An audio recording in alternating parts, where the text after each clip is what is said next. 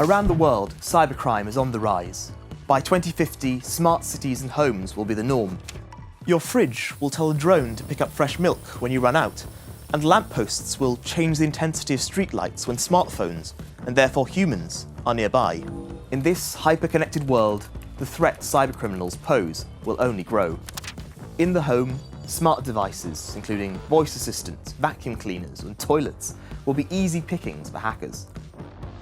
While these poorly secured gadgets do not store sensitive data themselves, they link to others that do, and are vulnerable access points for criminals. Meanwhile, artificial intelligence is a double-edged sword.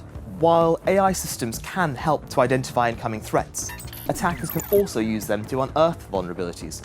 In future, foreign powers or cybercriminals could cripple a country's electricity network by taking over the AI that controls it. Or they could cut off the water supply, or even cause traffic chaos on the roads. AI could also help identity fraudsters by generating deep fakes.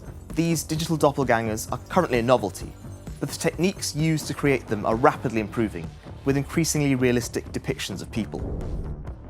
So far, they've mostly been used as part of revenge pornography, but a realistic digital avatar could be a useful cover for wheedling key details, such as passwords or bank details, out of targets. But the struggle to keep systems secure is not hopeless.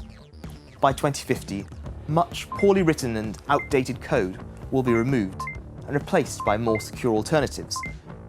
Even passwords could be phased out, obsolete and less secure than facial recognition software.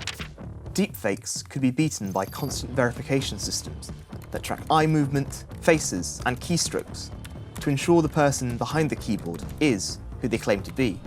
But that risks putting cybersecurity over privacy. Policymakers and designers must work hard to ensure that this does not become a binary choice.